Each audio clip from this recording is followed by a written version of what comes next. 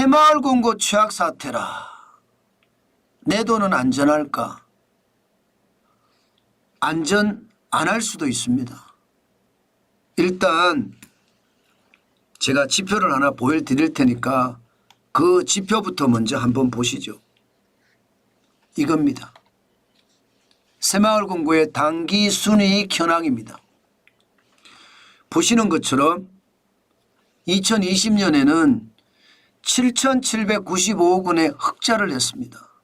2022년은 1조 5,573억 원의 흑자를 냈고요. 작년에도 적자는 안 났습니다. 860억 원의 흑자를 냈습니다. 그런데 올해 1월에서 6월까지 와 충격입니다. 1조입니다. 1조. 1조 2,019억 원의 적자를 냈어요. 이 정도면 여러분 진짜 어마어마한 충격이라고 이야기할 수 있지요.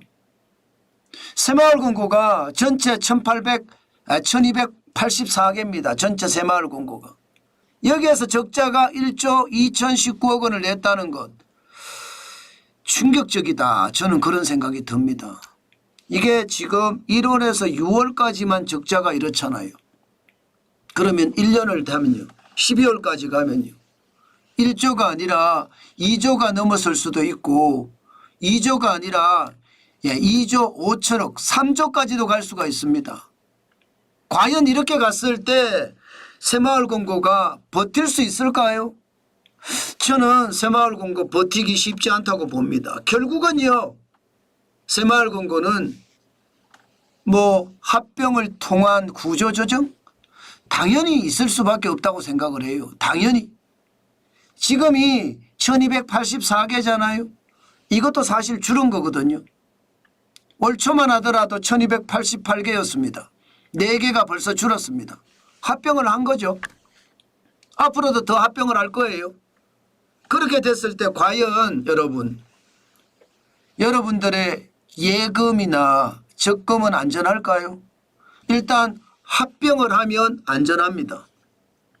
그렇지만 새마을금고마다 다 다르겠지만 특정 금고가 최악의 사태를 만들어냈어요. 그러면 합병도 불가능합니다. 정부가 정책적으로 합병을 하지 않는 한 단일 새마을금고가 살아날 가능성이 없을 수도 있습니다. 이런 경우는 파산할 수도 있어요. 그런 경우는 못 받을 수도 있습니다.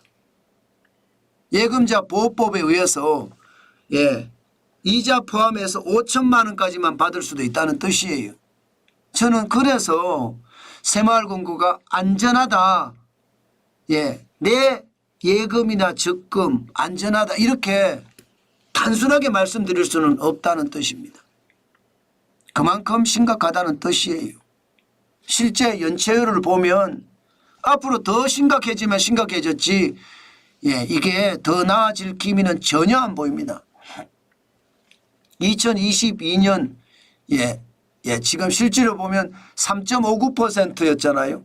2021년은 연체율이 1.93%였습니다. 그러다가 2023년 6월 15일에 6.47%까지 넘어갔거든요. 이때 대규모 인출 사태가 더 늘어난 거 여러분들도 아시잖아요. 그런데 지금 보세요. 지금 딱 1년이 지났는데 7.24%예요. 새마을금고 지금 솔직히 난리 난 겁니다. 이게 1분기 3월 말보다는 줄었다고 해요. 3월 말은 8% 넘어갔다고 했거든요. 실질적으로 3월 말엔 발표조차도 안 했습니다. 아무리 찾아도 없어요. 왜 발표를 안 했느냐. 새마을금고 연체율이 8% 넘어간다 그러면 사람들이 여기저기서 돈 뺄 거니까 저는 그래서 발표 안 했을 수도 있다. 그렇게 생각을 해봅니다. 그냥 8%대다 이 정도는 다 알고 있었거든요. 야, 이게 6월 말 기준으로 7.24%라는 건 그만큼 저는 굉장히 충격이 된다고 생각을 합니다. 여러분들이 새마을금고를 지금 거래하고 계시다면 여러분들이 거래하는 새마을금고에 세 가지는 무조건 확인을 하십시오. 세 가지는 무조건. 세 가지는 무조건 확인할 게 뭐냐? 여러분 제일 중요한 게 이게 고정이하 여신 비율이라고 해야 되나요? 채권, 부실 채권 비율이요. 저는 3% 이하가 돼야 된다고 생각합니다. 물어보면 알려주게 돼 있습니다. 알려줘야 됩니다. 예, 부실 채권 비율이 3% 아래야 돼요. 그리고 유동성 비율이라고 있죠. 유동성 비율. 유동성 비율은 100% 갖고 안 되고요. 저는 적어도 130%가 넘어야 된다고 생각합니다. 그래야지 그 새마을금고가 안전하다 그렇게 생각을 하고요. 또한 제일 중요한 거 있잖아요. 예. 국제결제은행에서 항상 권고를 하는 자기자본 비율. 자기자본 비율 8%? 저는 이거 믿지 마라. 12% 이상이 돼야 된다고 생각해요. 12% 이상. 이 세 가지를 반드시 확인해야 됩니다. 부실채권 비율이 3% 아래인지, 유동성 비율이 130%가 넘는지, 자기자본 비율이 12%가 넘는지 저는 이거 반드시 확인하고 새마을금고와 거래하라 그렇게 말씀드리고 싶습니다. 그렇지 않으면 내 돈이 안전하지 못하니까 예금자 보호한도 되는 금액 있죠. 5천만 원. 예, 5천만. 이거 이자 포함이거든요. 예. 뭐 A라는 새마을금고가 이자 많이 준대. 그러면 가입하십시오.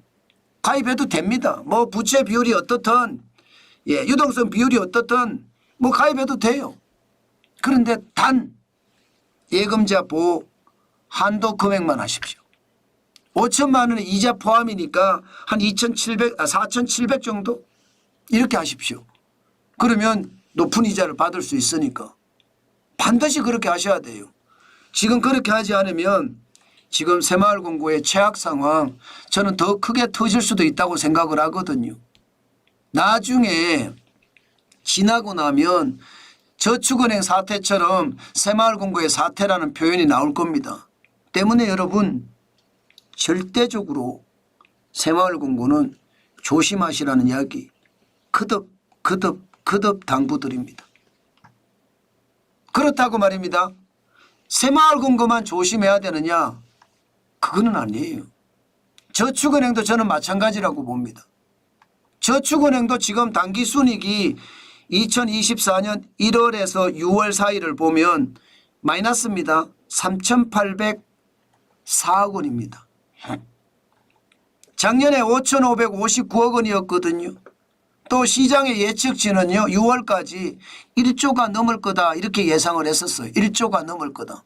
그런데 결론은 3,804억 원입니다. 그러면 시장의 예측치가 1조가 넘을 거다 예상을 했는데 갑자기 확 줄어서 3,804억 원이 됐다. 이것은요. 꼼수가 있다는 뜻이에요. 꼼수가. 무슨 꼼수냐. 저축은행의 부실채권을요. 저축은행에서 만든 부실채권 회사에다가 좀 비싸게 팔았어요. 비싸게. 저축은행들이 만든 부실채권 회사에다 판 거예요. 그러니까 이게 짬짬이죠. 짬짬이. 예, 이게 만약에 NPL이라고 다른 저축은행과 관계없는 부실채권 회사에 팔았으면 그 부실채권은 죄송합니다마는 휴지 조각이 될 수도 있는 그런 부실채권도 많다는 뜻이에요. 그런데 이것을 거기다 팔지 않고 저축은행끼리 모아서 부실채권 회사를 만들었고요. 거기에다가 출자를 하고 부실채권을 거기다 맡겼어요. 그렇기 때문에 이게 위험조소가 해소가 된 건 아니라는 뜻이에요. 언제든지 저축은행 79개의 저축은행도 터질 수 있다는 뜻입니다. 3,804억 원이라고 해서 이게 아무것도 아니다 이렇게 생각하면 안 된다는 뜻이에요. 게다가 연체율을 보면 드러나거든요. 연체율이 말입니다.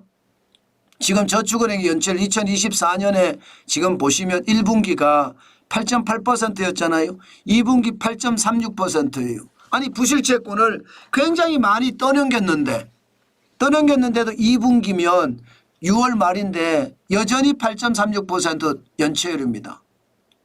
장난 아니죠. 장난 아닙니다. 예, 저축은행에서는 그런 이야기 합니다. 아니 2011년 말에 저축은행 사태가 왔을 때 당시 연체율은 20.3%다. 지금이 8.36%인데 뭐가 걱정이냐? 이렇게 말할 사람들 많습니다. 그런데 여러분 만약에 부실채권을 그들이 만든 부실채권 회사에 넘기지 않고 만약에 말입니다. 뭐 다른 NPL 회사, 부실채권 전문회사에 넘긴다든가 아니면 예금보험공사에 넘긴다든가 만약 이렇게 됐으면 어떻게 될까요? 저는 여러분 그렇게 되면 저축은행 상황은 굉장히 열악해졌을 거예요. 저는 그래서 저축은행도 반드시 거래를 하려면 세 가지 확인하시라.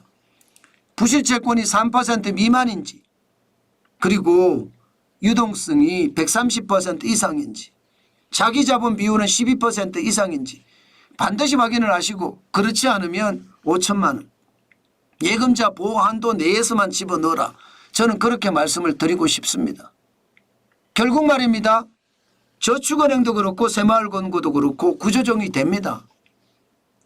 제가 PF발 살생부 지금 나온다고 말씀드렸잖아요.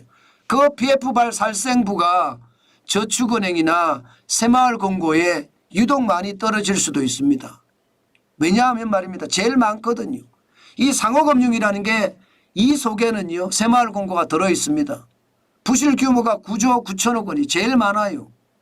그러면 새마을금고 여러분 통폐합 이루어질 수 있다고 생각을 하겠죠. 그중에서도 도저히 통폐합 못하는 그런 새마을금고가 나올 수도 있습니다. 물론 우리나라는 포퓰리즘이 우세하기 때문에 정부가 어떻게 하든 통합하라고 이야기하겠죠. 그렇지만 새마을금고의 통폐합이 이루어질 때 어떤 불이익을 당할지도 모르기 때문에 여러분 진짜 조심하셔야 돼요. 게다가 저축은행도 4조 5천억 원입니다. 적지 않죠. 저축은행도. 16조 6천억 원이 지금 부동산 PF 대출이에요. 그중에 4조 5천억 원이 부실이에요. 이것도 이제 문제가 된다는 그럼 저축은행도 지금 더 많은 구조조정이 일어날 수가 있습니다. 때문에 조심하라는 거예요. 전체 말입니다. 부동산 PF 대출의 위험 노출액은 216조 5천억 원이거든요.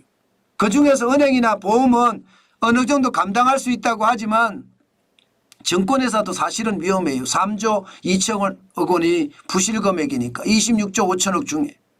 결국은 말입니다. 이금융권 전체가 여신전문금융사도 2조 4천억 원이니까 이금융권 전체가 위험하다 이렇게 볼 수 있는 거죠. 결국 이금융권의 구조조정은 일어날 거고 그 구조조정 와중에 여러분들도 손해볼 수가 있으니 반드시 조심하셔야 된다는 말씀 다시 한번 올립니다.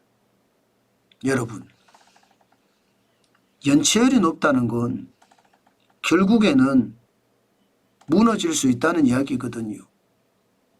무너질 때 내 예금이 괜찮을까요? 내 적금이 괜찮을까요? 저축은행이나 새마을금고에 넣어둔 내 예금, 내 돈 말입니다. 이거 저는 괜찮다고 장담할 수 없다고 생각합니다. 어떤 시기든 이금융권의 구조조정은 일어날 거고요. 무리한 합병을 만약에 하지 못하는 저축은행이나 혹은 새마을금고가 있다면 내 예금도 날아갈 수 있습니다. 때문에 예금자 보호한도 5천만 원이라는 기준, 그 기준에 맞춰서 반드시 저축은행이나 새마을금고는 예적금을 해야 되겠다. 그 말씀 오늘도 강조합니다. 여기서 굉장히 중요한 것은요. 5천만 원이란 예금자 보호한도 금액 내에는 이자가 포함입니다. 그러니까 내 원금은 5천만 원을 넣는 게 아니고 4,700, 4,600 이렇게 넣어서 이자를 받으면 5천만 원이 되도록 만드는 거 중요하다. 그 말씀 다시 한번 강조합니다. 제가 여러 번에 걸쳐서 지금 말씀을 드렸는데 이금융권의 구조조정은 필연적입니다. 그 과정에서 큰 위기가 올까 사실은 두려워하는 거예요. 그만큼 말입니다. 부채가 많아요. 경기가 좋으면 이 부채 해결할 능력이 있어요. 그런데 장기 저성장이 계속하고 있는 상태라서 부채를 해결할 수 있는 능력이 굉장히 부족합니다. 때문에 여러분의 예적금 절대적으로 조심하셔야 된다는 거. 다시 한번 강조드립니다. 그만큼 중요하다는 뜻입니다. 아셨죠?